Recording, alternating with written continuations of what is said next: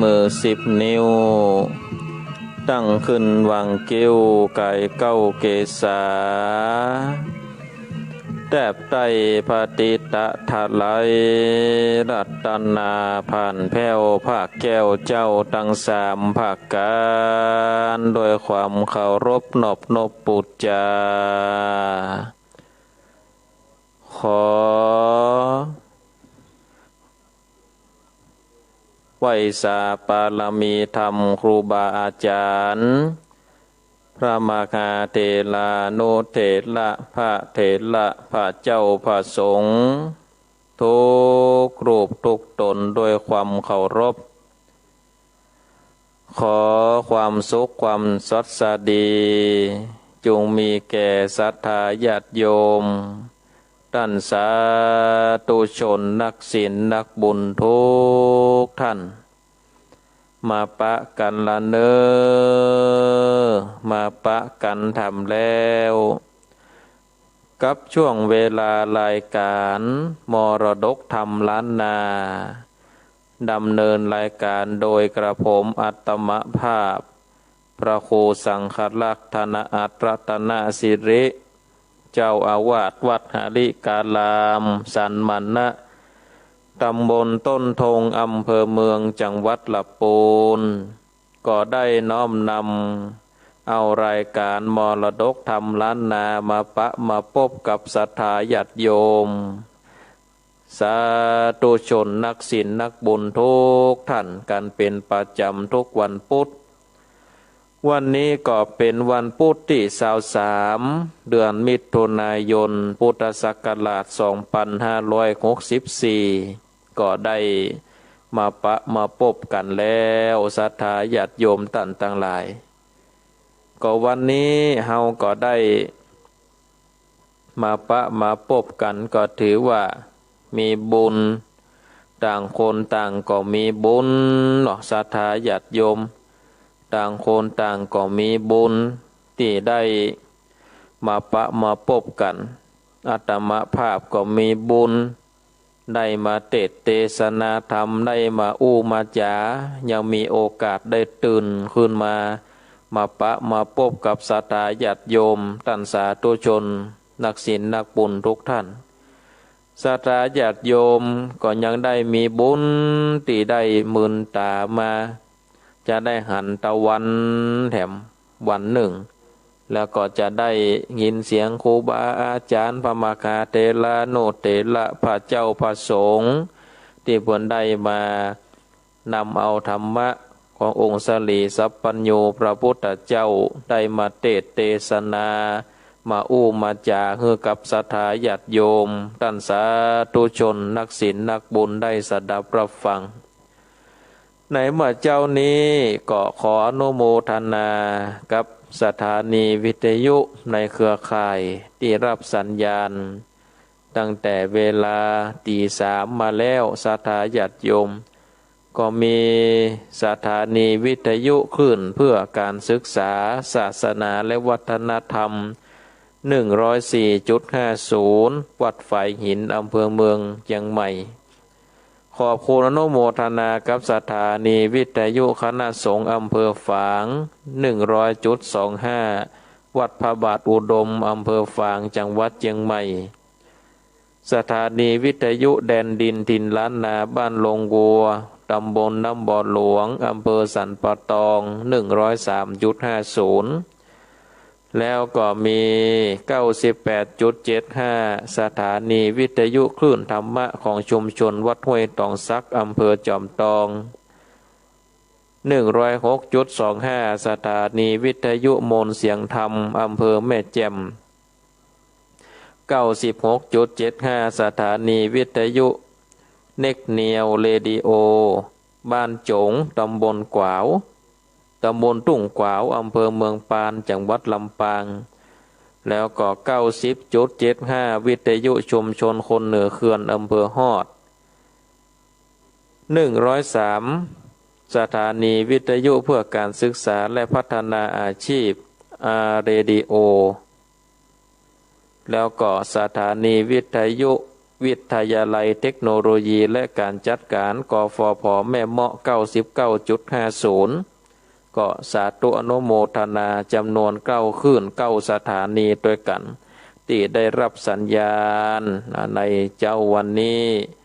ไปจนถึงควายปุณศรัทธาญาติโยมของ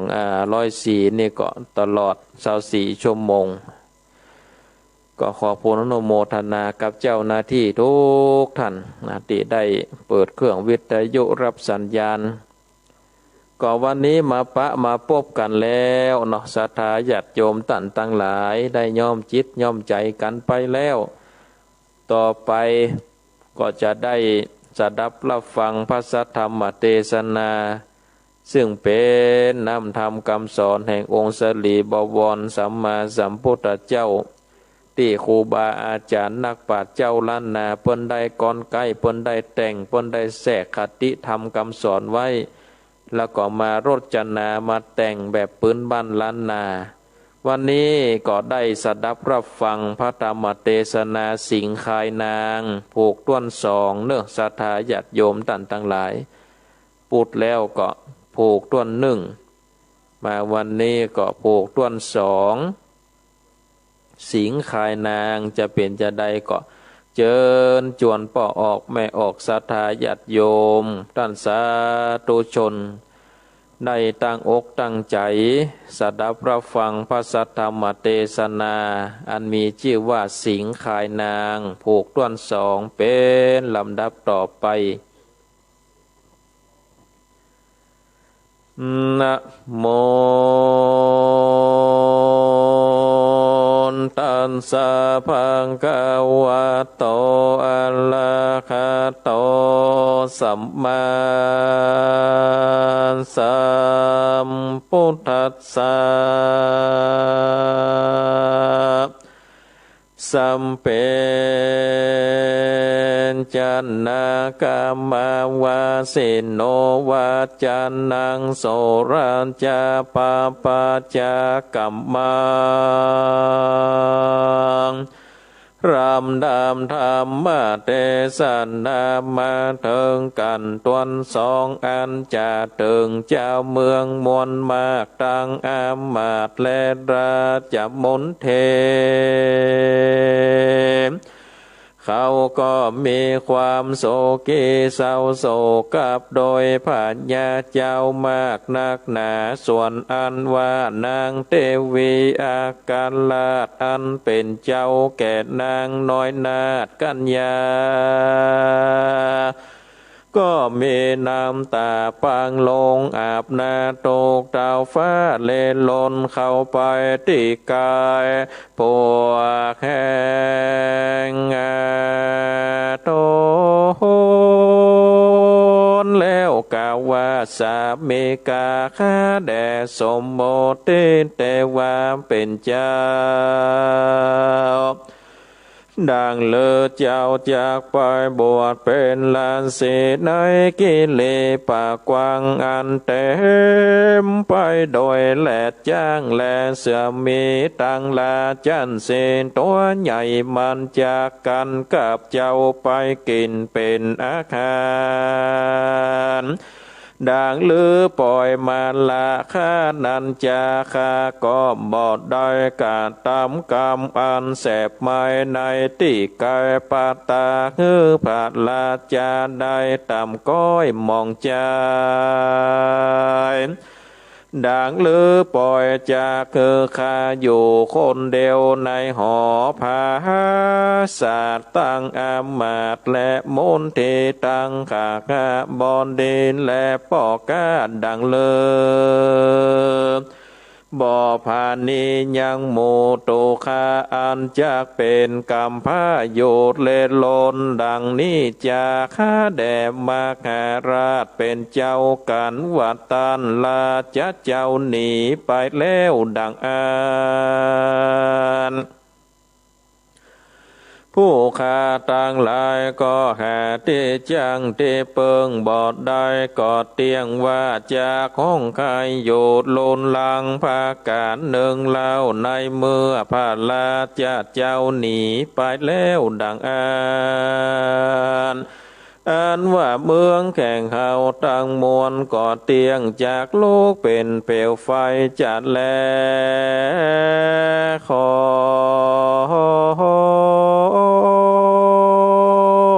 พระลาจัดเจ้าจงโยกับเขาต่างหลายเตอต่างสุนตัวว่าจันนางราจันเทวีติดนั้นพระมหาสัจจาได้ยินนางเทวีกล่าวต่างอันจริงกล่าวว่าโดรานางราชาเทวี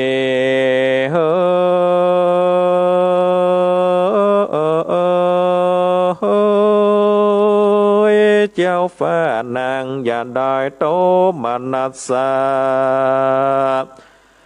กางแกนนักใจกว่าเจนโตอาหารอันว่ากูปิดนี้ก็ขากบอนนายบอดจางก็ขากคักนางอยู่เสมอขากอย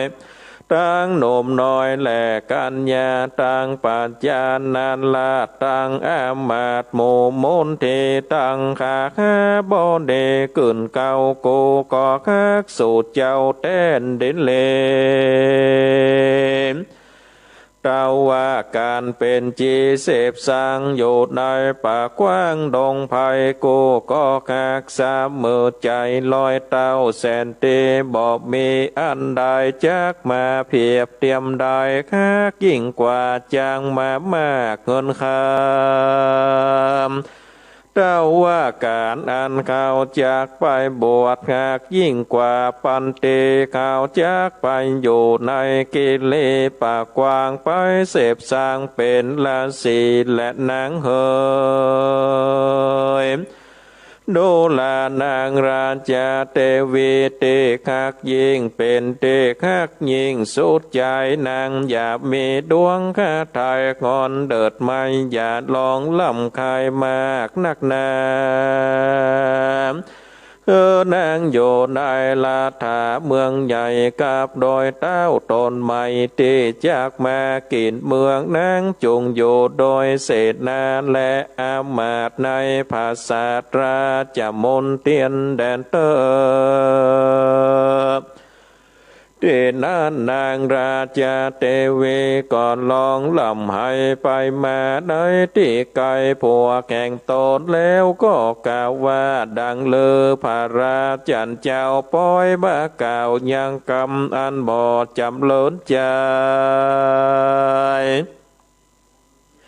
แก่ผู้ขานิจาดังว่าพระราชันเจ้านี่จากผู้ข้าไปแล้วดังอันข้าก็เตียงว่าจากตายบอนยาจัดแลตามัดทังปากาเซนโตสันทาสัมปัญโยพระพุทธเจ้าโตโหนหุนยังอาโภคบาลีจริงเก่าเป็นกาถาวาอากาลาราชเทวินยังโตมดนอนสโลโมมาเววิขาปะโกปะกาลังกามาวาสิโนภะโกโตขังปะกาเลนเตเปงกาเวนโดลาเปโกตั้งหลายตนตาลงสินใสสะอาดเพื่อคือบังเกิดอย่างอาลากันตาปางเมื่อประการสันทาจะออกไปบวชสร้างผนวดอยู่ในพระว่าจากไปดังอันอาถาในกาลนั้นเจ้าเมืองต่างหลายมวลมากเขาก็ลำบากในใจมากนักจริงเจียนจากกันว่าโพนโดราเจ้าเมืองต่างหลายเคยดังว่าจากหูมาเนส่วนอันว่าพาญาเจ้าเมืองแข่งเขาตนจากจำเลินสวัสดีแก่บ้านเมืองแข่งเขาเนก็ว่าจากออกไปบวชสร้างปนวดสมปาน อยู่ในไพศาลป่ากว้างอันอาเกียนเต็มไปโดยแหลดจ้างแลเสือมีแหลนนาดูราเจ้าทั้งหลายเฮ้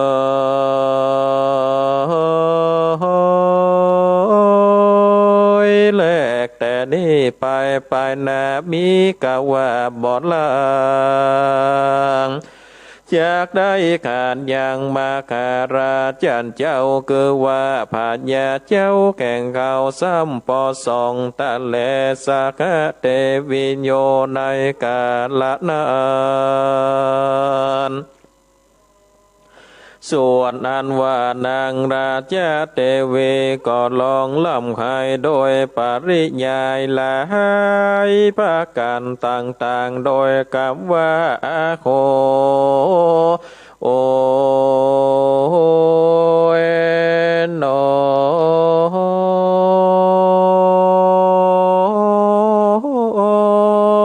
ข้าแด่มาคาราชเจ้า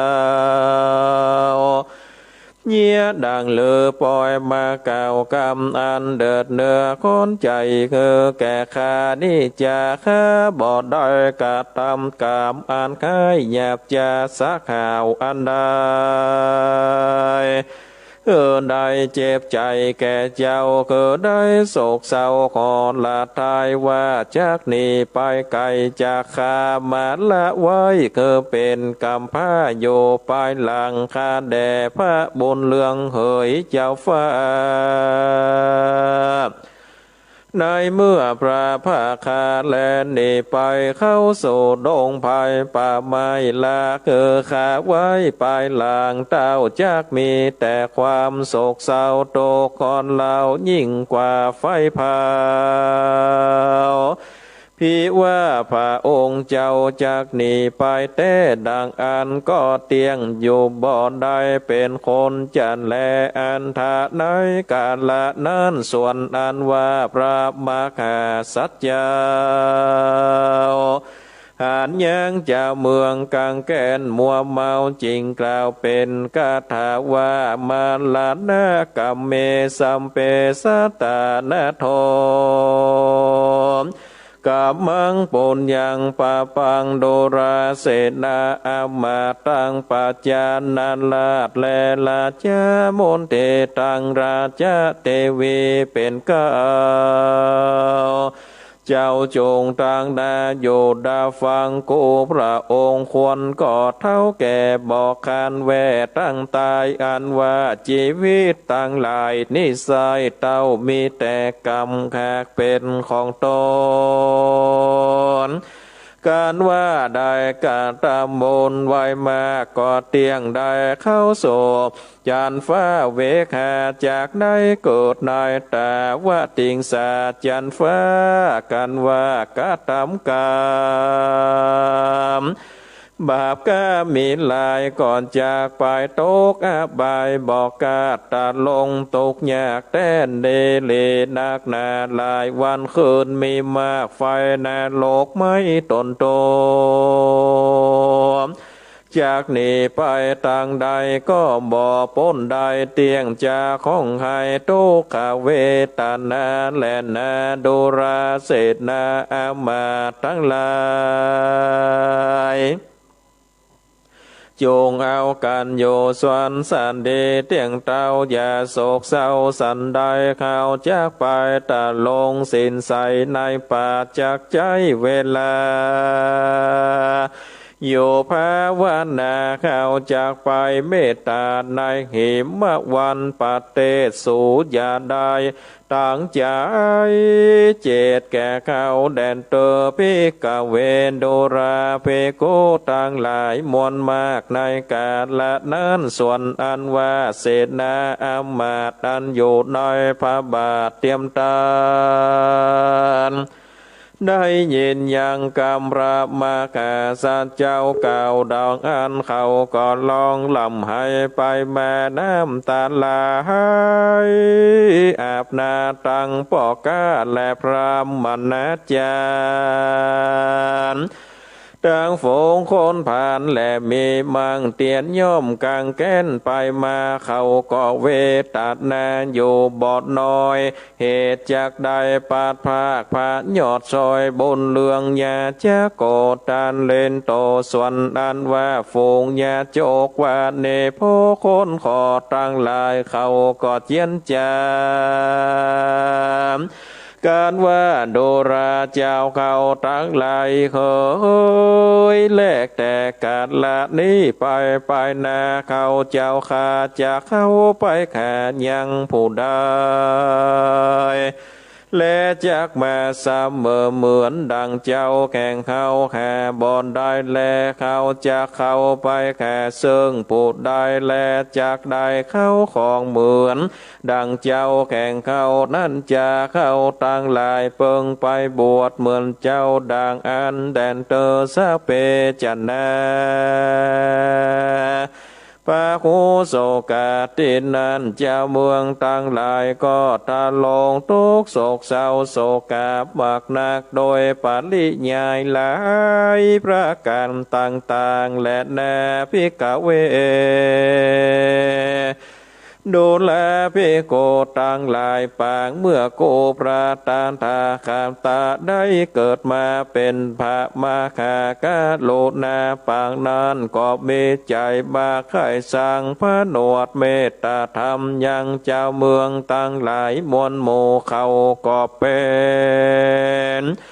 มีนันสะโสสาข่าวกวนคาโสสังเวทเหตุกลัวพระมาคาสันเจ้าออกภาคจากลาเจสัมปตินีไปบวชลางพ่องก็โศกเศร้าโศกา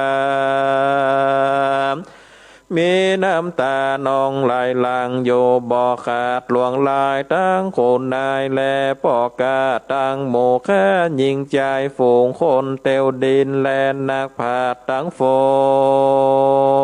งอามาตและเสนเทตั้งกากาบอนเดเกินเก่าเขาก็โศกเศร้ามัวเมาวันนั้นแลตาโตปาฐานญาแลกแต่กาละนั้นไปนาส่วนอันว่าพระมกาสันเจ้าก็อยู่เสวยเมืองมิเตจะเลืองภาพดาวร้อยเอ็ดดาวย่อมโยกคนตั้งหลายอยู่โศกตัวหน้า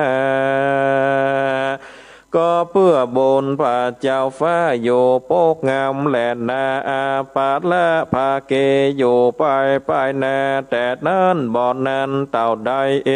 กันติวัสสัง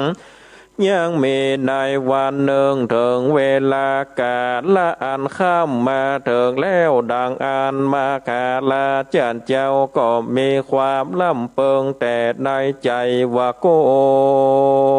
น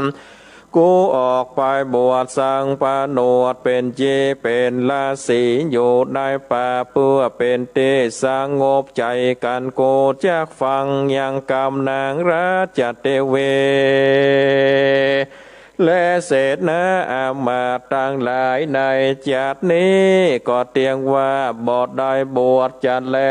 โสโปเตสัตโตจินเตเสมานาจิตังในเมื่อโปติสัตเจ้าล่ำเปิงแต่ในใจแล้วดังอันเจ้าบอดลับบอดนอนคันแลรัติญาในกลางคืนวันนั้นก็เป็นวันเดือนเพ็ญแสงเดือนกำลังส่องแจงทั่วไปในวังหลวงเจ้าก่อนลำเพิงถึงจันลามารณธรรมอยู่บอกขาดกันวัดเจ้าอยู่ในภาษาราชมนเตียนติเนก็บ่อาจจากพบธรรมวิเศษใดในกาลาบัดนี้อันว่านางราชเทเวและนางนาสนมกับตองเสนามาราชมนเท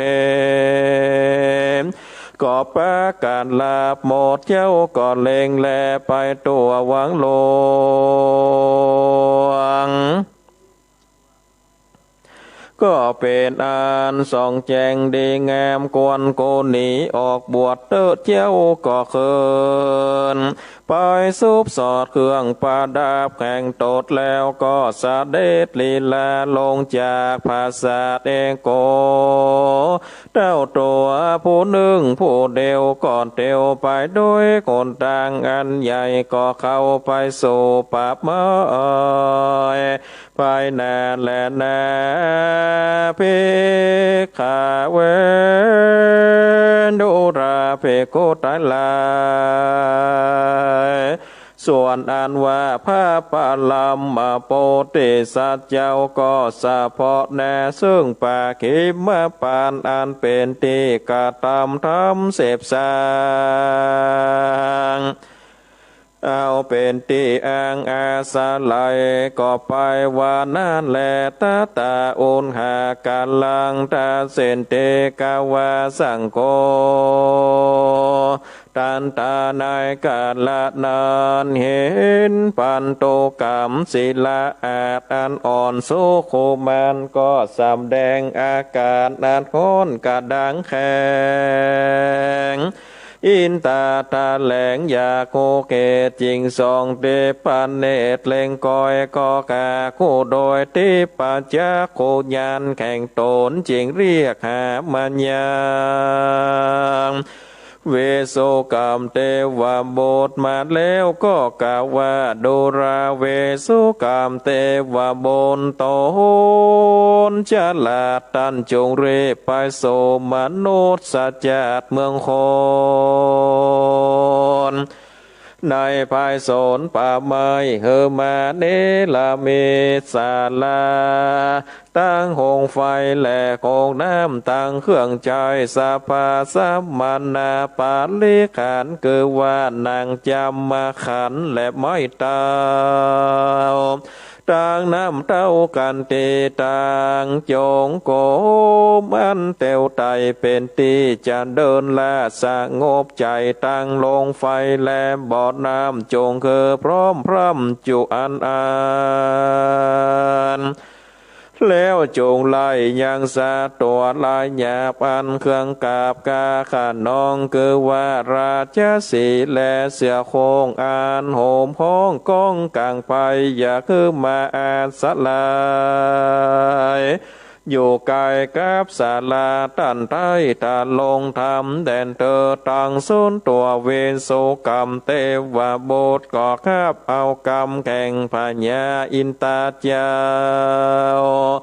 ใส่เนื้อหัวแห่งตนแล้วก็ลงมาเนลมิตอย่างอาสามาสาลาไว้ทาสาเพาะนาแข่งพระมากาสัจเจ้าเนลมิตอย่างไม่เต้าและนางจำมาขันตังหมอน้ำสันและหมอน้ำอาบบอกเธอได้กันอยากอันใดนี้ละมิตตังหงไฟและจงโกมเตียวไตไปมาคือแก่พระนอตายมาหากะโลนามีสัมมานาปาลิขานตุกเยืองอันเป็นเครื่องพละเสการว่าเนลาเม็ดแล้วและเขียนอย่างอ่างการละหนังสือไว้ว่าการผู้กันละผู้ใดมีใจใส่ศรัทธาค่อยบวชสร้างผนวดเป็นจีเป็นราศีอยู่ในป่าเพื่อปั้มเพ่งธรรมก็จูงเอาอย่างเครื่องตั้งหลายม้วนโมเนเอาจากหมอบคือถวายตาลต้านจงโยจำเลินธรรมแดนเตอกันว่าเวสุกรรมเทวโบทเขียนไว้เท่านี้แล้วก็เฮือหนีเสียดอย่างเนื้อกาขานองโตหวนใหญ่คืนหนีไปสู่แคว้นแดนไกลก็คือสายองคืนไปสู่เวใจโยนผาศาสตร์อันเป็นที่อยู่แห่งตนก็มีวันนั้นแลเนทิตังขิญา สางวันนาวิเศษจาคงเหตุยังสิงไข่นางผูกตวนสองก็บังกมสมเลศเสน่เอาละศรัทธาญาติโยมท่านสาธุชนนักศีลนักบุญทุกท่านการได้เทศนาธรรมอันมีชื่อว่าสิงคายนางผูกต้วนสองก็ปริปุณนังจบลงไปเป็นที่เรียบร้อยอันว่าทำสิงคายนางผูกต้วนสองนี้ศรัทธาญาติโยมท่านสาธุชนทุกท่านก็ได้เทศแบบปืนบ้านล้านนาจบลงไปต่อไปก็จะได้สรุปเนื้อหาใจความสำคัญกับศรัทธาญาติโยมท่านสาธุชนนักศีลนักบุญท่านทั้งหลายได้สดับรับฟังกันแต่ครั้งหนึ่งบางพ่องก็ฟังทำเมืองไปก็ม้อยไปม้อยไปรับไปก็มีก็ตามสะดวกตามอัธยาศัยของไผของมันเนาะว่าจะลูกมานั่งฟังก็บาดใจเมื่อใจยามก็เจ้าล่ำไปยังตีสามตีสี่จะนอนฟังก็ม้อยไปม้อยไปก็ตามสภาวะเนาะศรัทธาญาติโยมท่านทั้งหลายอันว่าสิงคายนางผูกต้วนสองนี้ศรัทธาญาติโยมพญามหากรุณานี่ได้เกิดในใจว่าโอ้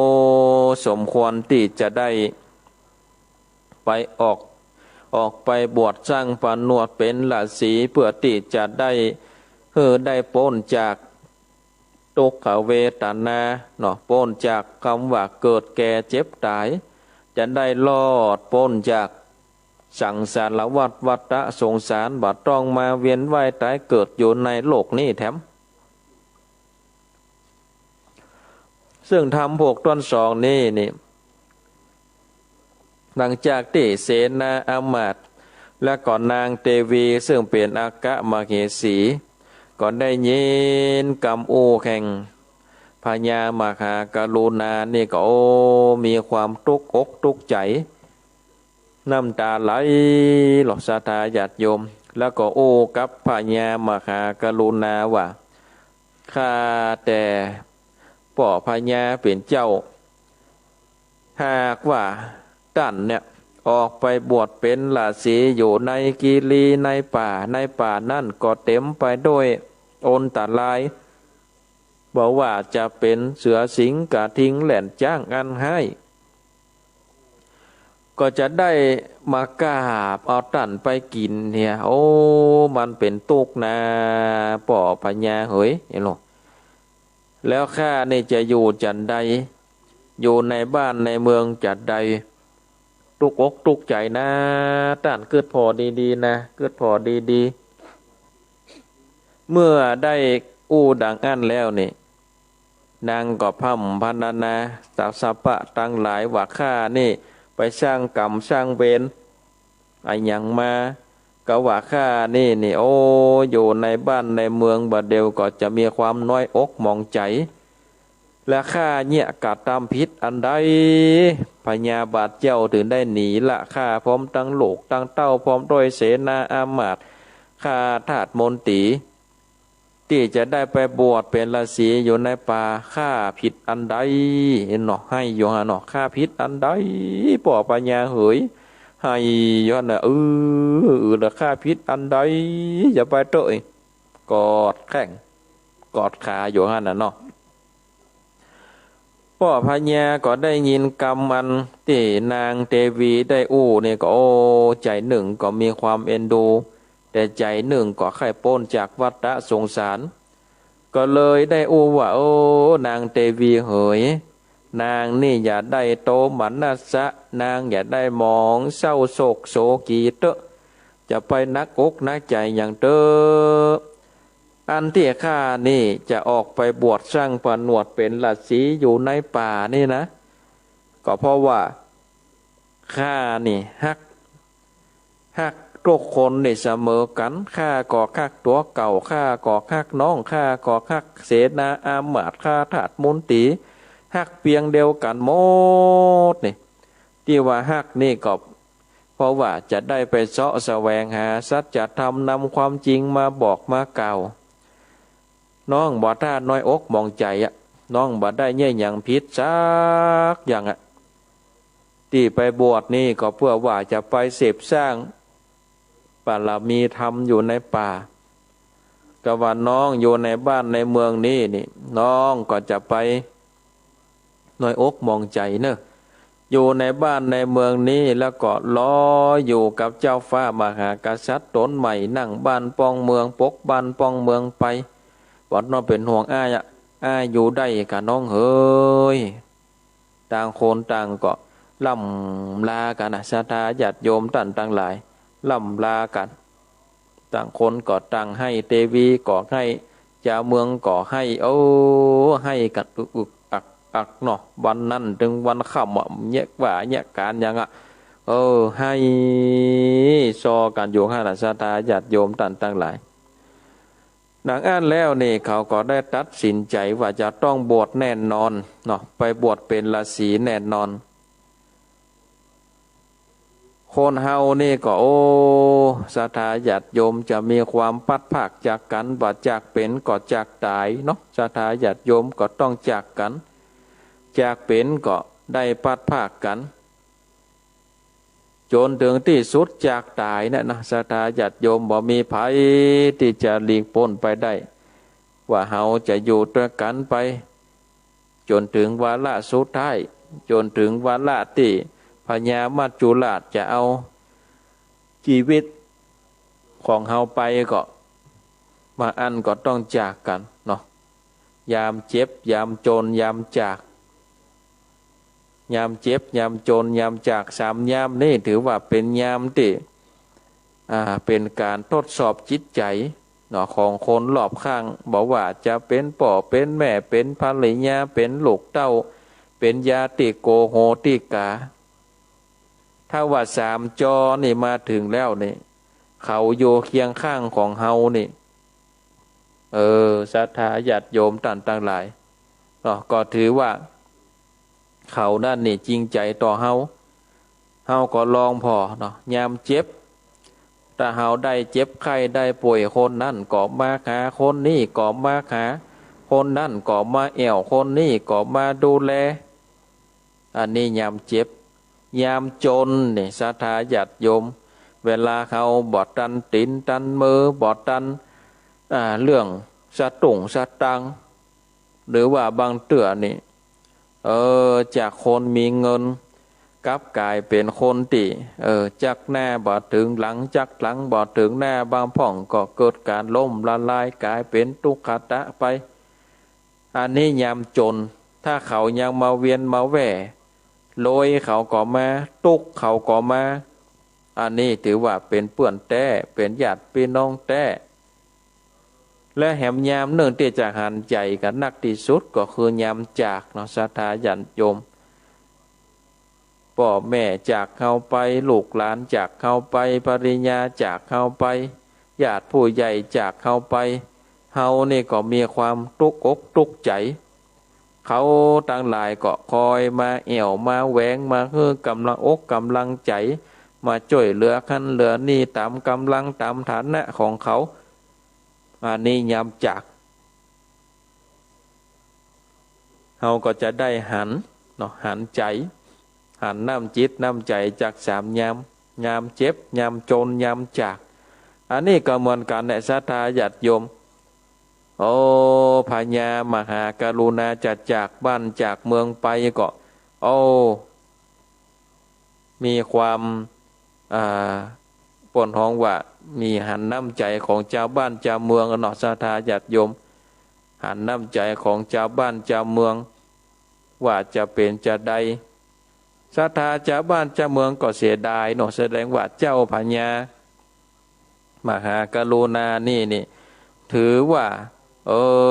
เป็นที่อ่าเป็นที่ฮักเนาะเป็นที่ฮักของประชาชนแล้วก็วันนั้นนี่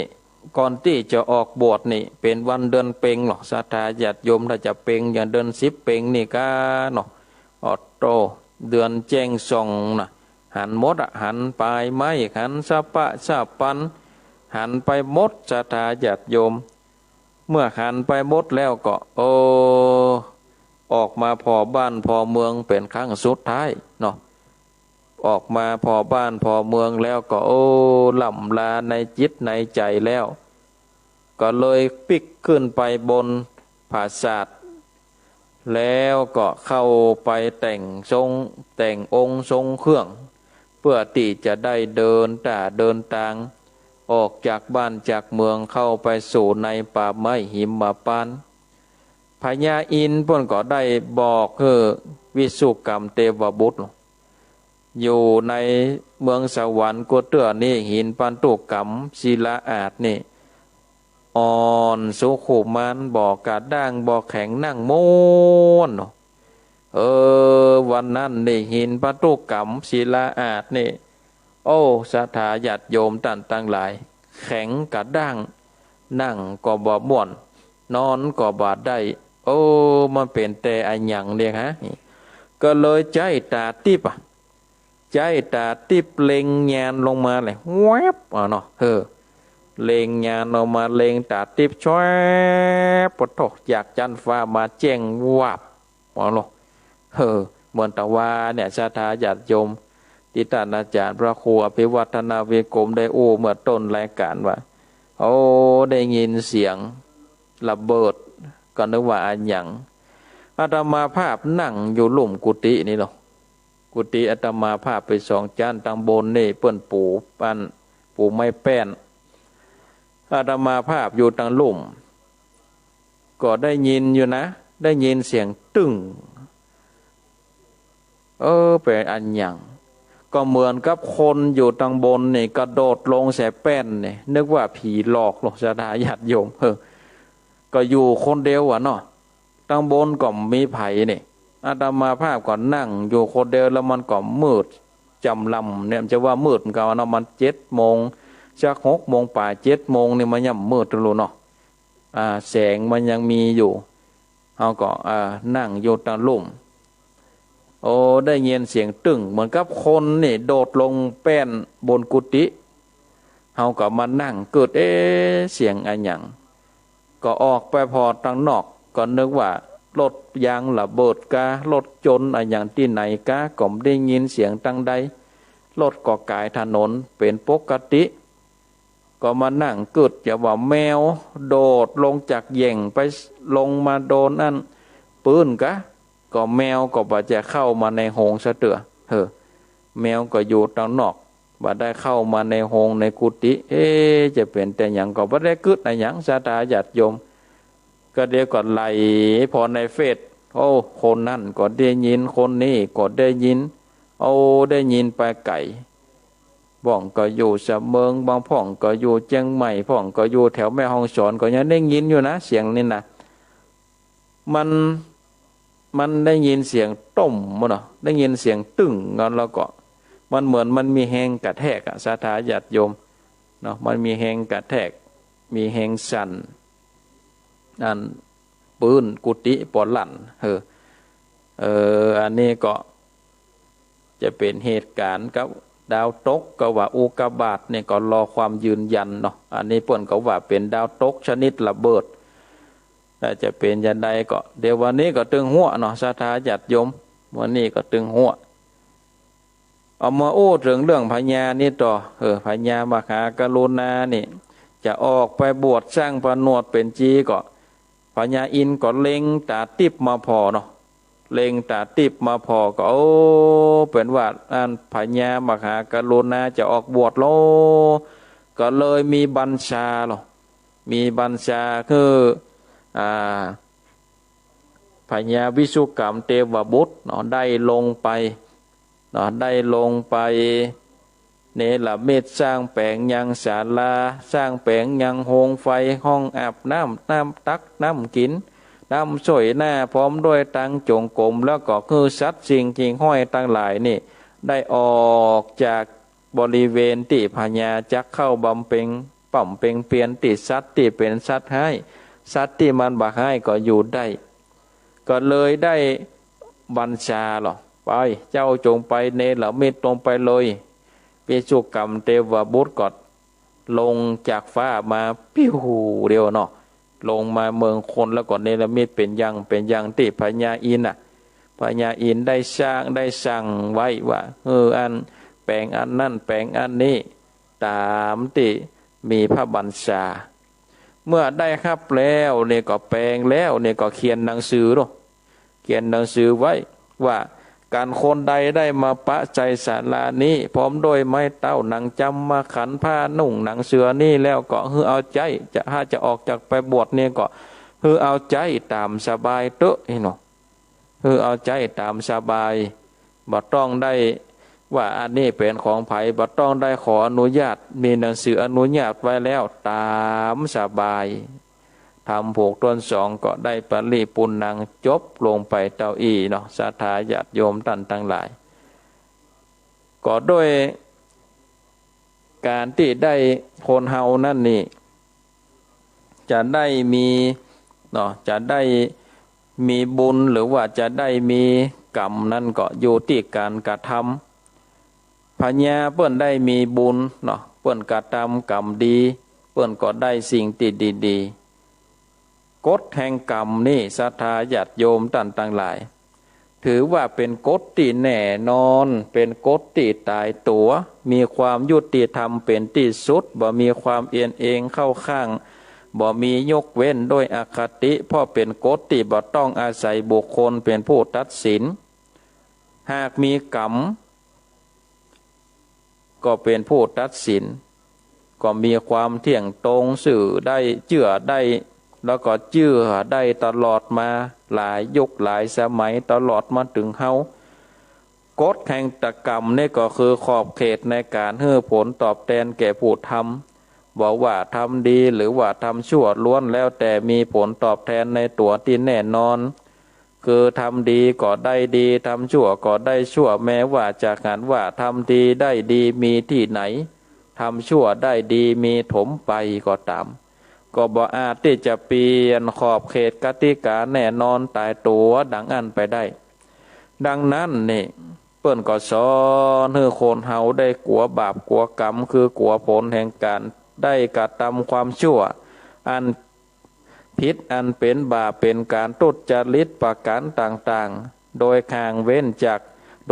ห่างเว้นจากบาปกรรมบ่ข้องแวะกับการทำชั่วเมื่อเผลอไปเนี่ยบ่ดีเนี่ยบ่ดักเข้าก็มีสติระลึกหูแล้วก็เลิกไปบ่ปล่อยเลยตามเลยทำจบต่อไปจนเกิดความเป็นเคยชินจนบ่อาจที่จะเลิกได้หากเป็นอย่างอี้นี่ฮ้องว่าการสั่งสมบาปเข้าไว้บาปที่สั่งสมเข้าไว้นั่นก็จะส่งผลต่อให้ผู้สั่งสมได้รับผลเป็นความทุกข์มีความเดือดร้อนมีความตกต่ำหรือเป็นอุปสรรคขวากหนามบ่ทำให้เจริญรุ่งเรืองเช่นกับคนอื่นนอกจากสอนเนื้อกลัวบาปกลัวกรรมแล้วนี่เปิ้นยังสอนเพื่อว่าจะไปกลัวบุญกรรมคืออย่ากลัวความดีอย่ากลัวการทำความดีเพราะว่าคนเฮาบางเตื้อก็กลัวความดีกลัวว่าทำดีแล้วจะเกินหน้าเกินตาคนอื่นกลัวว่าเมื่อทำแล้วจะทำเมื่อคนอื่นต่อว่านินทาหรือว่ากลัวการทำความดีจะได้รับผลดีตอบแทนแต่ก็อาการกลัวอย่างอี้แต่เมื่อคนเฮาที่บักกล้าทำความดีไอ้อย่างนักก็เป็นเหตุให้บ่ได้รับผลที่ดีอย่างเต็มที่หรืออย่างที่ควรโดยเฉพาะเรื่องการทำบาปนี่เปิ้นสอนเนื้อเฮากลัวเพราะคนเฮาได้ทำบาปได้ง่ายจิตใจก็โอนเอ็นไปหาความชั่วได้ง่ายเพียงแต่บ่พอใจอันหยังกันน้อยก็ทำร้ายกันฆ่าแกล้งกันก็มีหรือบางอย่างอันก็มีความอาฆาตมาดร้ายหาทางที่แก้แค้นล่ำไป หาทางที่จะแก้แค้นเต่าใดจิตใจของเฮาก็ว่าวุ่นนักขึ้นเต่าอันชีวิตก็หาความสุขสงบบ่ได้ต้องดิ้นรนต้องกึดหาทางทำลายล้างตลอดเวลาสิ่งที่เรื่องที่เกิดขึ้นนั้นมันบาดใจเรื่องอะไรอย่างนักหนาแต่เขาก็เก็บเอามากึดเก็บเอามาแค้นเหมือนกับในกาลครั้งหนึ่งเรื่องมันเกิดที่เมืองโกสัมพีมีเศรษฐีคนหนึ่งชื่อภัทวติญะอยู่ที่เมืองภัทวดีกับภริยาและธิดาภัทวติญะเศรษฐีนี้เป็นเพื่อนกับโคสกะเศรษฐีเมืองโกสัมพีแต่เป็นเพื่อนที่บ่เคยหันหน้ากันได้แต่ส่งข่าวและก็แลกของขวัญกันเพราะว่ามีทรัพย์สินและอายุปอๆกันติดต่อกันโดยปอกก้าที่ไปก้าขายในแต่ละเมืองต่อมาเกิดอหิวาตกโรคขึ้นในบ้านภัทวติญะเศรษฐีผู้คนและสัตว์เลี้ยงล้มตายไปเป็นอันนักเศรษฐีก็พาภริยาและธิดาออกจากบ้านเดินทางไปเมืองโกสัมพีเพื่อไปขออาศัยเพื่อนโกสกะเศรษฐีแล้วก็เดินทางลอนแลมไปด้วยความลำบากจนถึงเมืองโกสัมพีเมื่อถึงเมืองโกสัมพีแล้วเศรษฐีบอกลูกเมียว่ายังบอกควรไปหาเพื่อนในตอนนี้เพราะว่าเดินทางไกลร่างกายก็มักหมมสูบพร้อมอาจบ่เป็นที่ชอบใจของเพื่อนก็ได้ก็ขอพักโยศาลานอกเมืองสัก4-5 วันก่อนไปหาเพื่อนเพราะว่านอกเมืองนี้ก็มีโรงทานที่เพื่อนได้ตั้งไว้สำหรับแจกจ่ายอาหารแก่คนยากคนจนอยู่ดังนั้นก็ได้นอนพักกันที่ศาลาวันรุ่งขึ้นเศรษฐีได้ส่งธิดาไปขออาหารที่โรงทานธิดานั้นแม้จะเป็นลูกเศรษฐีเคยอุดมสมบูรณ์แต่เมื่อลำบากขึ้นมาก็ทำใจได้บ่เขินบ่อายแต่อย่างใดก็เข้าไปที่ศาลาโรงทานไปขออาหารต่อเจ้าหน้าที่เจ้าหน้าที่ถามว่าจะขับไปกี่ชุดนางก็ตอบว่า3 ชุดเจ้าหน้าที่ก็จัดให้ตามนั้นนางก็นำเอาอาหารมาแล้วก็ส่งให้แม่แม่ก็บอกว่าป้อไปขอให้ป้อได้กินอิ่มก่อนบ่ต้องห่วงเศรษฐีก็กินอาหารไปตึงหมดพอตกดึกมาเกิดท้องอืดเพราะว่าอาหารบ่ย่อยเศรษฐีก็สิ้นชีวิตไปภริยาและธิดาต่างก็เศร้าโศกแต่ก็ทำอันยังบ่ได้นักว่าจะขว้างศพไว้จะเพราะว่าบ่มีเงินบ่มีคำเจ้าขึ้นมาธิดาก็ไปขออาหารเตื้อนี่ขอเพียง2 ชุดเจ้าหน้าที่ก็ได้จัดตามนั้นเมื่อได้แล้วก็เอามาคือแม่ก็เอาไปกินถึง2 ชุดตกเมื่อคืนมาอาหารก็บ่ย่อยแถมแม่ก็ถึงแก่กรรมไปก็เหลือธิดาคนเดียวตามมืออ้างว่างว่าเวทำอะไรยังก็บ่ได้เพราะเป็นคนตกคนยากลุงเจ้ามานางก็ไปขออาหารเหมือนเก่าแต่บอกว่าขอชุดเดียวเจ้าหน้าที่จำนางได้ก็ได้กล่าวพารุษวาทกับนางว่าคงบักหูประมาณต้องคนโตเก่าแล้วขออาหารเพียงแค่ชุดเดียววันก่อนหับไป3 ชุดแต่ว่าเอาไป2 ชุดวันนี้นี่มาขอชุดเดียวเพราะว่าบักหูประมาณนางฟังแล้วก็บ่ได้โกรธเคืองแต่ได้เล่าความจริงว่าโตเก่าเนี่ยเป็นไผมาจากไหนขออาหารไปคือไผเจ้าหน้าที่ได้ฟังแล้วก็อดสงสารบ่ได้ก็พาไปบ้านโตเก่ายกนางไว้ในฐานะเป็นธิดาของโตเก่าที่โรงทานนั้นบ่ได้มีการจัดระเบียบในการไปขับทำให้เกิดเสียงดังจอแจโอลหม่าน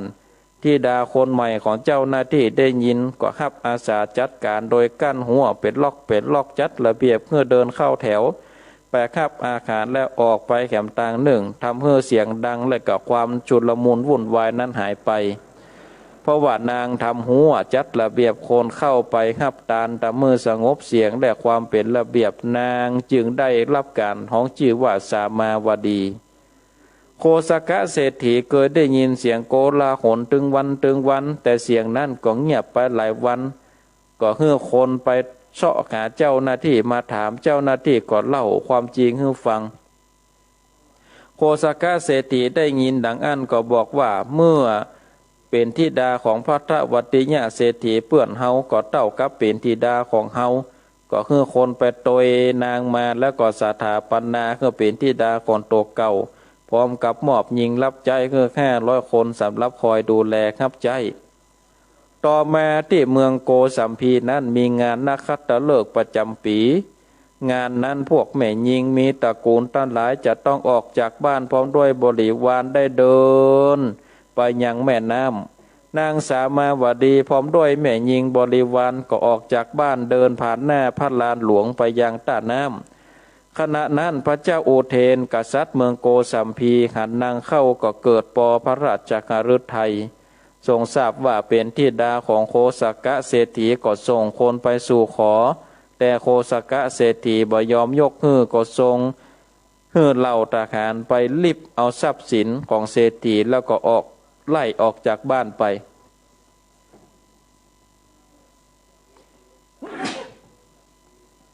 แล้วก็ออกจากบ้านจากเมืองไปอยู่ต่างนอก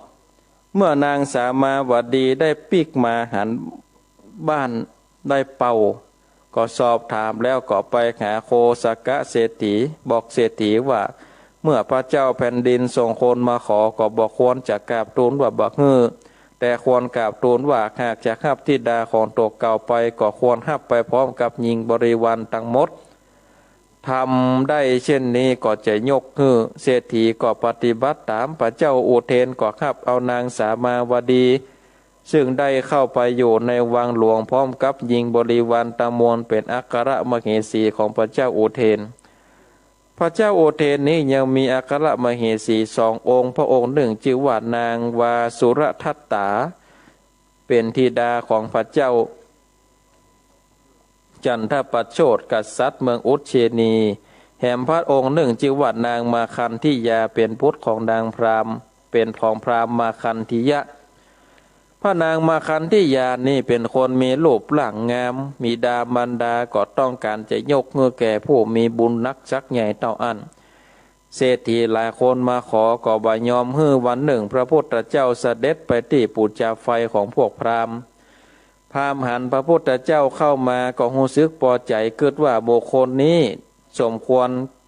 แก่ลูกสาวของเฮาก็ทูลขอฮื้อพระพุทธเจ้ารออยู่ที่นี่จะไปฟังไปไหนพราหมณ์ก็ปีกไปบ้านบอกเมียว่าตัวเก่าได้ปะผู้สมควรเป็นลูกเคยแล้วขจายปาเมียและลูกปาลูกสาวเฮาไปหาเถอะแต่พระพุทธเจ้าได้เสด็จไปที่อื่นแล้วเป็นแต่ประทับรอยพระบาทไว้เป็นสำคัญพราหมณ์ไปถึงที่นั่นบัพพะพระพุทธเจ้าหันแต่หอยพระบาทจึงบอกภรรยาว่านี่เป็นหอยตีนของเขานางพระมณีเป็นคนฉลาดในการดูหอยเท้าคนพอขันหอยพระบาทของพระพุทธองค์แล้วก็กล่าวขึ้นว่าอันนี้ปัจจัยหอยเท้าของผู้เสพกามพราหมณ์ก็ตอบว่าภรรยาว่าจะไปหูดีกว่าตัวเก่ากะแล้วก็ฟังปาภรรยาและลูกสาวเดินซอกหาจนไปปะพระพุทธเจ้าพราหมณ์ก็ตอบว่าพระพุทธเจ้าว่าขอให้รออยู่ก่อนเนี่ยใดบัดรอพระพุทธเจ้าก็ตรัสว่านับแต่ออกบวชมาเมื่อได้ตรัสรู้แล้วก็บ่ยินดีในกามคุณแม่นางตัณหาราคานางอรดีผู้สวยงามปานดังนางฟ้ามาแล้วเหล่าลมติต้นอชะปละนิโคตก็บ่ทรงยินดีฉะไหนจะมายินดีในที่นาของท่านเฮาบ่ต้องการแม้แต่จะแตะต้องตัวนางด้วยเท้าพระพุทธองค์ได้ตรัสจบพราหมณ์และนางพามณีต่างได้ขันธรรมตั้งอยู่ในอนาคามีผลส่วนนางมาคันที่ยาบุตรสาวกับคิดว่าพระพุทธองค์ทรงเปรียบนางเหมือนมูดเหมือนโคดจึงบาปรารถนาจะแตะต้องจึงผูกอาฆาตไว้ว่าหากมีโอกาสจะต้องแก้แค้นต่อมาพราหมณ์ได้พาลูกสาวไปถวายตัวต่อพระเจ้าอุเทนพระเจ้าอุเทนหันนางก็ปอพระราชฤทัยในความงามก็ฮับไว้แล้วแต่งตั้งให้เป็นอัครมเหสีแห่งองค์หนึ่งพระนางสามาวดีในตอนแรกยังบ่ฮู้จักพระพุทธเจ้าแต่คนใจของพระนางคนหนึ่งเป็นคนหลังค่อมชื่อกุชุตตานางได้เข้าเฝ้าพระพุทธเจ้าและได้ฟังธรรมจนได้บรรลุโสดาปัตติผล สามารถถ่ายทอดข้อธรรมเพื่อแก่พระนางสามาวดีและหญิงทับใจทั้งหลายได้จนพระนางและหญิงทั้งหมดได้บรรลุโสตปัตติผลด้วยเหตุนี้พระพุทธเจ้าก็ตรัสยกย่องนางโคชุตาว่าเป็นเอตทัคคะในการแสดงธรรมนางสามาวดีต้องการหันพระพุทธเจ้าแต่ออกจากวังบ่ได้เพราะบ่มีอิสระก็ได้ปรึกษากับนางคุชุตานางคุชุตาก็ออกความคิดให้พระนางสามาวดีเจาะช่องน้อยๆที่อาคารด้านติดถนนจะสามารถมองลอดจ่องไปได้พระพุทธเจ้าเมื่อเสด็จไปตามถนนก็เมื่อทำเสร็จแล้วพระนางและหญิงบริวารก็มีโอกาสหันพระพุทธเจ้าวันหนึ่งพระนางมาคันธิยาเสด็จไปที่ปราสาทของพระนางสามาวดีเมื่อหันช่องนั้นก็ถามหญิงรับใจหญิงรับใจก็ตอบไปตามตรงว่าเป็นช่องเจาะไว้สำหรับพอพระพุทธเจ้าพระนางมาคันธิยาได้ยินนางอั้นความแค้นก็ฟื้นขึ้นมาก็กึดกำจัดพระพุทธเจ้าและนางสามาวดีผู้เป็นศิษย์พระพุทธเจ้าตอนแรกนางได้กราบทูลพระเจ้าโอเทนว่าให้ระวังอันตรายพ่อนางสามาวดีติดต่อกับบุคคลภายนอกพระเจ้าโอเทนบ่เชื่อพระนางมาคันธิยาก็ได้กราบทูลถึง3 เตื้อแล้วก็เสด็จไปพอช่องที่ตำนักของนางสามาวดีพระเจ้าโอเทนเสด็จไปทอดพระเนตรหันช่องก็ได้ตรัสถามได้ครับคำตอบว่าเจาะเพื่อพอพระพุทธเจ้าพระองค์ก็ทรงให้อุดช่องนั้นแล้วก็เจาะช่องทำเป็นหน้าต่างมีช่องเล็กๆไว้พอหน้าต่างก็เกิดมาตั้งแต่กาลนั้นหน้าต่างนั้นสมัยก่อนฮ้องว่าวาตะปานะแปลว่าช่องเป็นที่ดื่มลมเมื่อพระนางมาคันธิยาบ่อาจจะทำอะไรอย่างในเรื่องนี้ได้ก็หาช่องทางใหม่เพื่อให้พระพุทธเจ้าออกไปจากเมืองโกสัมพีโดยให้เงินสตังค์คนสนิทไปจ้างคนยากคนจนคนขอทานคนไร้ที่อยู่ใกล้พลอยติดตามด่าพระพุทธเจ้าไปทุกหนทุกแห่งที่พระพุทธเจ้าเสด็จไปดังนั้นเมื่อพระพุทธเจ้าได้ยินเข้าก็พระอานนท์พระอานนท์ได้ยินก็บ่สามารถที่จะอดได้ก็กราบทูลเนื้อเสด็จไปเมืองอื่นพระพุทธเจ้าก็ตรัสว่าจะไปที่เมืองไหนพระอานนท์ก็ตรัสว่าในเมืองที่เขาบ่ด่าพระพุทธเจ้าก็เลยบอกว่าบ่มีบ้านใดเมืองใดที่เขาบ่ด่าไปบ้านต่างหน้าถ้าเขาบ่เปิงใจเขาก็ด่าไปต่างหน้าเขาก็ด่าเฮาก็สมควรอยู่ที่เนี้ยป่วนด่าก็ด่าไปถ้าเฮาบ่สนใจหยังก็เฮาก็รับฟังเหียด่าหูซ้ายก็ทะลุเข้าหูขวาเหียบ่เดือดบ่ร้อนอย่างอานนท์เหยนี่เนาะพระเจ้าก็ตรัสไปเมื่อนางมาคันธิยาบ่สามารถที่จะขับไล่พระพุทธเจ้าได้ก็หันมาเล่นงานนางสามาวดีเพื่อตัดผู้อุปถัมภ์พระพุทธเจ้าโดยหาทางใส่ความนางสามาวดีด้วยเรื่องต่างๆอย่างเช่นว่าแกงไก่โดยนางติดต่อกับอาของตัวได้นำไก่มา8 ตัวนำไก่เป็นมา8 ตัวนำไก่ตายมา8 ตัวเมื่ออานำมาแล้วก็รับสั่งนำไก่เป็น8 ตัวไปเฝ้าพระเจ้าอุเทนพร้อมทูลนำไปนางสามาวดีแกงเพื่อถวายแก่พระองค์พระเจ้าอุเทนก็ปฏิบัติตามพระนางสามาวดีหั่นไก่แล้วก็บอกคนนำไก่มาส่งว่าตัวเก่าถือศีลบ่ทำปาณาติบาตขอนำไก่ไปคืนเมื่อเขานำไก่มาคืนพระนางมาคันธิยาก็กราบทูลว่า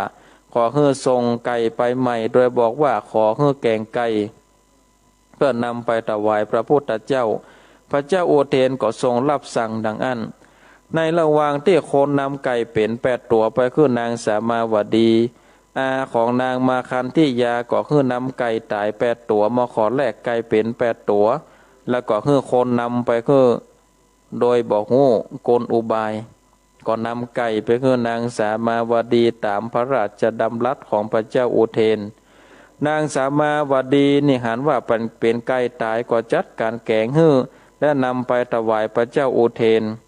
นางมาคันธิยาก็กราบทูลว่าจะหันต้อยหรือว่าบักหันต้อยนางสามาวดีมีความเคารพพระพุทธเจ้ามากกว่าพระองค์ แม้เพียงแกงไก่ถวายพระองค์ยังบ่ได้แต่เมื่อจะถวายพระพุทธเจ้าจะสามารถทำได้พระเจ้าอุเทนทรงสดับฟังแล้วก็บ่ได้อู้อันหยังก็โอดไว้นางมาคันธิยาก็หาช่องที่จะเล่นงานนางสาวมาวดีแถมโดยหึ่งเนี่ยนำงูที่ถอดเขี้ยวแล้วมาตัวหนึ่งเมื่อพระเจ้าอุเทนเสด็จมาติดตำนักของตนก็ลักเอางูใส่ไปในช่องลางพินซึ่งเป็นพินสำคัญคู่พักหัดแล้วก็ใจสำลีอุดไว้เมื่อพระเจ้าอุเทนหมดวาระที่จะประทับอยู่ที่ตำนักพระนางมาคันธิยานางทูลถามว่าจะไปประทับที่ตำนักไหนเมื่อพระเจ้าอุเทนตอบว่าตำนักพระนางสามาวดีนางก็ขอติดตามไปโดยแม้จะทรงห้ามก็บ่ฟังก็ได้ติดตามไปโดยเมื่อถึงตำนักของพระนางสามาวดีพระนางพร้อมทั้งหญิงบริวารก็ปฏิบัติพระราชาอย่างดีเยี่ยมจนถึงเวลาบรรทมพระนางมาคันธิยาแซงเดินไปที่แท่นพระบรรทมแล้วก็ดึงเอาสำลีที่อุดช่องพินไว้งูก็เลยออกมาที่พระแท่นคูฝ่อพระเจ้าอุเทนกลัวงูเป็นทุนเดิมอยู่แล้วก็กระโดดลงจากพระแท่นยืนสั่นอยู่ที่ข้างหันฝ่ายพระนางมาคันธิยาได้โอกาสก็ตั้งหน้าด่าพระนางสามาวดีพร้อมยิงบริวารว่าต้องการปรงพระชนของพระราชาเพื่อต้องการเป็นใหญ่นางสามาวดีได้ขันงูก็ได้ขันพระราชามีอาการดังอั้นและได้ฟังคำด่าของพระนางมาคันธิยาก็ทรงทราบเรื่องโดยละเอียดได้ตัดกับหญิงบริวารว่าที่เปิ้งอื่นของเฮาบ่มีขอเธอทั้งหลายจงแผ่เมตตาจิตอันสม่ำเสมอนั้นเพื่อเป็นไปในพระเจ้าอยู่หัวผู้เป็นจอมนรชนในพระเทวีแล้วก็ตกเก่าเธอทั้งหลายอย่าได้ทำความโกรธพระเจ้าอุเทนได้สติก่อนได้เอาธนูประจำพระองค์แล้วก็ป้าลูกธนูบังคับเพื่อนางสามาวดียืนตั้งหน้าเพื่อยิงอื่นยืนเลียงไปตั้งหลังเพื่อจะได้ยิงเตือเดียวเจาะทะลุกลางอกเพื่อทุกคนเมื่อพระนางสามาวดีกับหญิงเหล่านั้นทำตามพระเจ้าโอเทนก็ปล่อยลูกธนูออกไปลูกธนูก็วิ่งตรงเข้าหาพระอุระหรือว่าอกของนางสามาวดีแต่ด้วยอำนาจเมตตาจิตที่พระนางสามาวดีและหญิงเหล่านั้นตั้งมั่นไว้อย่างมั่นคงมีพลานุภาพแข็งแกร่งเป็นเกราะกำบังภัยเพื่อเป็นอย่างดีและมีฤทธิ์สำคัญลูกธนูที่ได้เล่นไปด้วยความเร็วเมื่อใกล้ถึงอกของพระนางสามาวดีก็หวนกลับเล่นเข้าหาพระเจ้าอุเทนโดยตรงพระเจ้าอุเทนทรงลบและทรงพระดำริว่าลูกศรนี้สามารถทะลุได้แม้แต่ศิลาหนาทึบแต่ลูกศรนี้กับวิ่งปิกมาสู่หัวใจเขาแต่จริงลูกศรนี้บ่มีจิตบ่มีใจบ่ใจสัตว์บ่ใจสิ่งมีชีวิตยังหูคุณของพระนางสามาวดีบ่ยอมทำอันตรายแก่นางเฮาเป็นมนุษย์แต่ยังหาหูคุณของนางบ่ได้ทรงดำริแล้วก็ได้ขว้างธนูไปทรงประกอบอัญชุลีย่อพระองค์กาแทบบาทมูลของพระนางสามาวดีพร้อมตัดขอโทษด้วยประการต่างๆว่าทรงฟั่นเฟือนเลือนหลงไปขอให้พระนางเป็นที่เพิ่งแก่พระองค์โดยพระนางสามาวดีได้กราบทูลว่าเมื่อทรงเห็นว่าพระนางเป็นที่พึ่งของเต้าเธอได้ขอให้เต้าเธอทรงถึงพระพุทธเจ้าเป็นที่พึ่งที่ระลึกซึ่งเป็นสรณะพระเจ้าโอเทนทรงรับว่าขอถึงพระพุทธเจ้าเป็นสรณะและขอนิมนต์พระพุทธเจ้ามาฉันที่วังพระนางสามาวดีก็ทรงจัดแจงให้ตามพระราชประสงค์จากนั้นก็ทรงเป็นพุทธมามกะนิมนต์พระสงฆ์ให้เข้าไปขับภัตตาหารในวังนางมาคันธิยาก็มีความคับแค้นใจศรัทธาญาติโยมท่านทั้งหลายเนาะมีความคับแค้นใจจนถึงว่าสรุปเนื้อหาใจความว่านางก็ถึงขั้นไปเผาปราสาทเนาะไปเผาปราสาทไฟก็ไหม้นางสามาวดีพร้อมด้วยหญิงตั้ง500 คนนั้น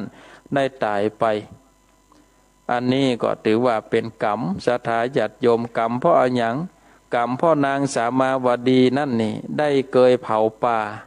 เนาะจิไฟหิงหนาวหิงหนาวไปเล่นน้ำมาเนาะแล้วก็จิไฟก็ลามป่าซึ่งได้มีพระปัญเจกพุทธเจ้าพอได้เข้าฌานญาณสมาบัติเข้านิโรธอยู่ไฟก็ไปไหม้พระปัญเจกพุทธเจ้าก็ถึงขั้นมรณภาพกรรมตัวนั้นก็เลยมาทำให้นางสามาวดีพร้อมด้วยหญิงบริวารทั้งหมดได้โดนไฟคอกตายนะศรัทธาญาติโยมนี่ก็ว่ากรรมใดใครก่อเนาะถึงแม้ว่าจะได้ทำบุญส่วนทานบรรลุถึงเป็นโสดาบันก็ยังต้องได้รับกรรมที่ตกเก่าได้กระทำมาอันนี้ก็ถือว่าเฮาตั้นทั้งหลายเฮาได้สร้างกรรมดีเฮาก็จะได้สิ่งที่ดีตอบแทนเฮาสร้างแต่กรรมบ่ดีเฮาก็ได้สิ่งที่มันบ่ดีนั้นตอบแทนภายทำอันใดไว้ก็ย่อมได้ทับอันนั้นเป็นที่สุดก็ฝากให้กับศรัทธาญาติโยมท่านสาธุชนนักศีลนักบุญทุกท่านได้นำไปกึศนำไปคิดนำไปพินิจพิจารณาเอาละเนาะได้ได้จากันมาแล้วก็เร็วพอเวลาเหลือแต่10 กว่านาทีต่อไปก็จะได้เปิดสาย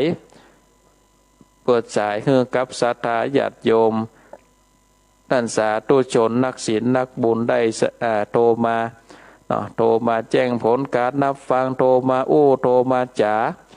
อยู่ที่ไหนต่างใดก็สามารถโทรมาโทรมาจ๋าได้เนอะที่เบอร์โทรศัพท์0865878177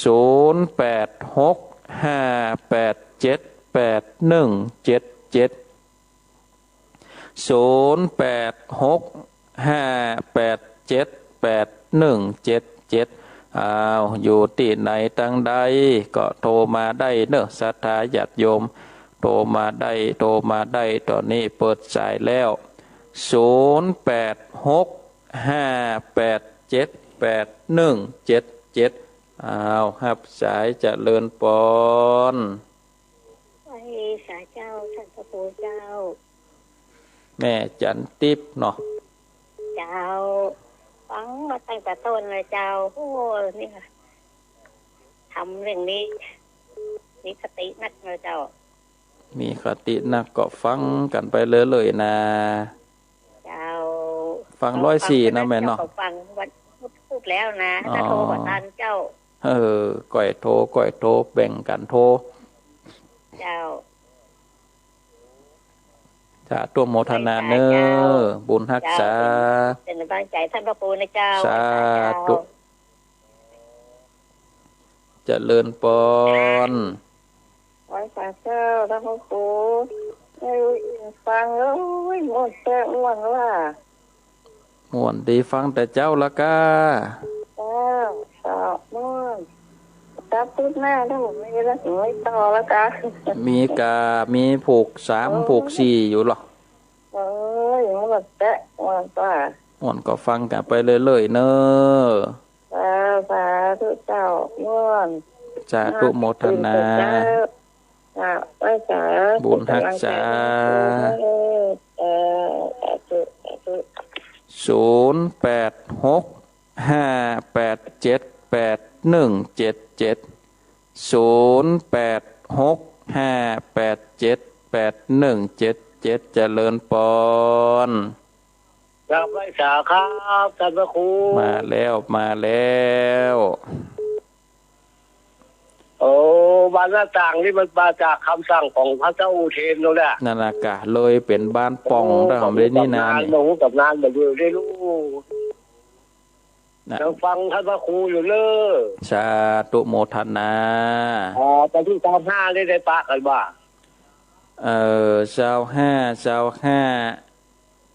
25พฤษภาคมพฤษภาเนี่ยก็มีตุนากรกฎาพวกถ้าบัติดหยังก็ถ้าบัติดหยังก็ตึงจะได้ปะกันกาเนาะครับกับภาษาที่บุญทันจะเลิกสาธุบุญรักษาโอ้เสาหินฟางสาธุปอน้อยบุญปานอันนี้ก็ตึงฟังอยู่หับสายต่อไปเจริญปอนนั่นหับแหมกรรมเจริญปอน ไหว้สาเจ้าท่านพระครูแม่จันแม่จันเจ้ากำถิ่นได้ตั้งใจเผานะก็ยังมาสนองเห็นอยู่นะกะอันกำมาดึงติดตามตนไปตลอดนะนั่นนะกามเก็บว่าตั้งใจค่ะพระปัจเจกพระพุทธเจ้าผมได้ตั้งใจหมู่สักหน่อยก็ยังเป็นกำใหญ่กำหลวงอยู่นะกะมาโดยนะมาตายก็ไฟอยู่นี่เนาะโอ้น่าโกรธแต่เรื่องกรรมเรื่องเวรเนี่ยมันถึงไปไหนมันถึงติดตามไปตลอดจะเอาทำกรรมดีไว้เรื่อยๆเนาะน่ากาทำดีถึงวันมันก่อนแรกว่าได้ดีกันนะเอามาก็ได้ปกปักรักษาเอาไปอีกกันเนาะเจ้าชัดเจนดีเจ้าไว้จ้าตุโมทนาเจ้ารับสายต่อไปเจริญปอนเจ้ากับไม่สาเนอะธรรมพระครูไม่สุแก้วศิลพรสิตีมโนงละปูนเด้อติดตามธรรมกับเจ้าเลยนะเจ้าสาธุโมทนาชัดเจนดีเนาะชัดเจนดีเจ้าขึ้นก็8.75นี่นะชัดเจนดีแล้วเจ้าเด้อสาธุโมทนากามเฮานี่กามนี่มันถึงใช่มันมาฮู้ตั้งเสียงตั้งจบแต่บ่ฮู้เสียงฮู้ศพมันติดตามไปกะเจ้าผู้ขึ้น2เนาะเจ้าเนาะแม่นแล้วเจ้าจะติดตามต่อไปเด้อสาธุโมทนาบุญรักษาสาธุเจ้า0865878177 เจริญปอนไว้สาครับน้องเบลครับเหมือนกระคืนก็ได้ยินเหรอครูได้ยินอยู่เนาะครับได้ยินอยู่เดี๋ยวก็ฮู้ว่าเนาะว่าครูเนาะนั่นน่ะกะเดี๋ยวไปการเขาถึงฮู้กันเพราะว่าเดี๋ยวผมไปการนะการวันที่25นี่ผมไปอยู่แล้วก็ถึงได้เจอกันอยู่เนาะถ้าพระครูไปเนาะก็ถ้าได้ไปก็ได้ปะกันเนาะได้กันเนาะก็ถึงมีโอกาสได้ไปไหนก็ถึงได้ปะกันอยู่นั่นแหละกะก็แต่ขอฟังพระครูเรื่อยๆฟังได้เลยเจ้ามาแล้วนะครับเนี่ยสาธุฟังได้ตี 3 ครึ่งตี 2 ครึ่งวันละตู้ลุงทองมาละโอ้ดีแล้วกะดีแล้วตู้ลุงทองเพราะว่า104เพิ่นจะเปิดตู้ลุงทองมาฟังตู้ลุงทองมาละฟังกันไปเรื่อยๆเนอะตู้ลุงทองนี่เป็นอู้สมัยแต่เก่านี่เขาม่วนดีเนาะม่วนดีไผตึ้มเต่าตู้ลุงทบทวนสมัยบักเก้าบักแก่เนี่ยเนาะนั่นน่ะกะคนเฒ่าที่เพิ่นฟังเพิ่นก็ม่วนอกม่วนใจเนี่ยกะจะได้เขาคือกำลังใจพระอาจารย์ครับผมสาธุโมทนาแรงเด้อพระอาจารย์เด้อบุญรักษาไว้สาครับครับแถมนั่นหลุดไปแล้วเอาเข้ามาแถมกรรมเนอะเข้ามาแถมกรรมเจริญปอนกราบไหว้สาเจ้าท่านพระครูจากต่างใดหนองบัวสวัสดิ์เจ้าหนองบัวเจ้าฟังแต่เจ้าแล้วแน่ท่านพระครูฟังแต่เจ้าแล้วเจ้าจัดม่วนได้ทำวันนี้จ้ะม่วนดีฟังปั่นไปเรื่อยๆนะเจ้าสาธุเจ้าสาธุโมทนาเจ้ารับสายต่อไปเจริญปอนแขกเจ้าพระครูจากต่างใดแม่แจ่มเจ้าแม่ขันเจ้าอยู่บ้านเจ้าเคืองบงแม่แจ่มเจ้าแม่แจ่มชัดเจนดีเนาะแม่แจ่ม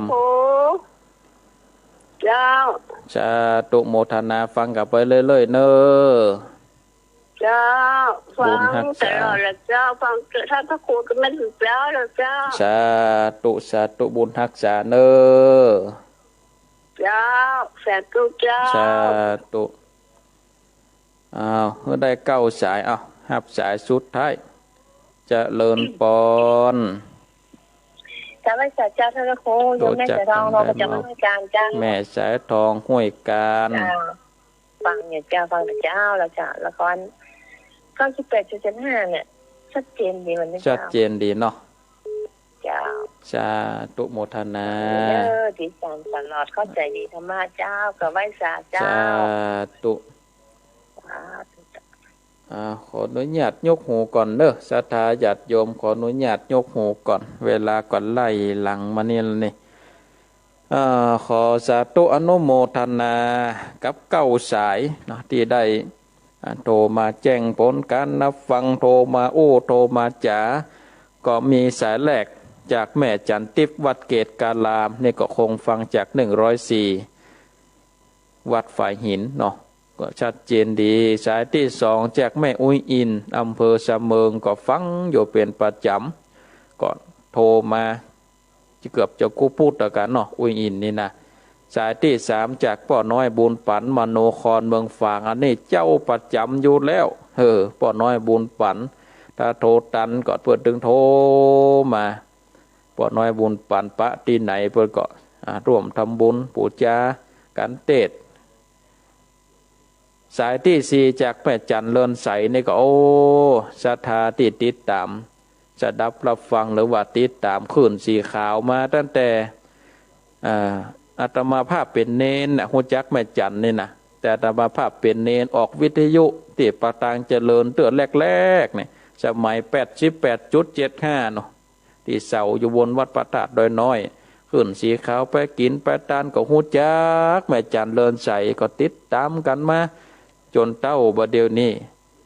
ถือว่าเป็นถ้าว่าแฟนคลับเนาะแฟนคลับสถานีวิทยุท่านอาจารย์พระครูพิวัฒนวิกรมนี่ก็แม่จันเลินใสนี่ก็คนหนึ่งที่ถ้าว่าเป็นคนเก่าคนแก่ของสถานีแล้วกันเด้อเนาะสายที่ห้าก็แม่สุกแก้วสีเตี้ยศีลาพรนี่ฟัง98ก็ชัดเจนดีแม่สุกแก้วนี่ก็ฟังแล้วก็โทรมากูพูดเนอะแม่สุกแก้วนี่เก่งเนอะกดโทรศัพท์ไว้ว่องตันกูพูดเลยสายที่6จากน้องเบลอันนี้ก็เป็นผู้ที่การทางสายตาแล้วก็กดโทรศัพท์แม่นให้นี่กันเนาะจะกูพูดนะน้องเบลก็ติดตามมาฟังครูบาอาจารย์หลายตนแล้วก็โทรมา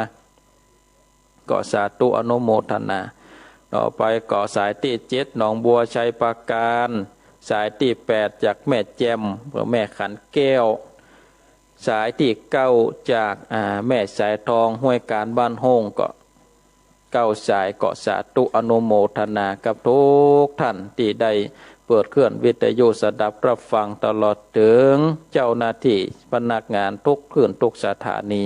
เอาละเนาะศรัทธาญาติโยมวันนี้ก็ถึงกาลเวลาก็ไล่หลังมาแล้วอาตมาภาพก็จะขอนำเอารายการได้ลาจากศรัทธาญาติโยมท่านทั้งหลายไว้เพียงเท่านี้ก่อนวันพุธหน้าเฮาก็มาพบกันแถมใหม่เนาะกับสดับรับฟังพระธรรมเทศนาสิงขายนางและวันนี้แห่มเบิดมาค่ำศรัทธาตังบ้านเปียงศรัทธาตังปูนก็ปะกันเด้อที่งานศพงานศพที่เปิ้นเอาไว้วัดบ้านเปียงเปิ้นนิมนต์ไปเทศนาธรรมศรัทธาอยู่ตังปูนก็อยากจะจะจ๋าอยากจะให้จะหอมกะน้ำกะไฟหรือว่าจะใดก็สามารถไปร่วมทำบุญได้ที่วัดบ้านเปียงพุ่นเด้อก็วันนี้ก็ขอนำเอารายการได้ลาจากศรัทธาญาติโยมท่านทั้งหลายไว้เพียงเท่านี้ก่อนขอความสุขความสัสดีจงมีแก่ท่านอายุวันโนสุขังภะลา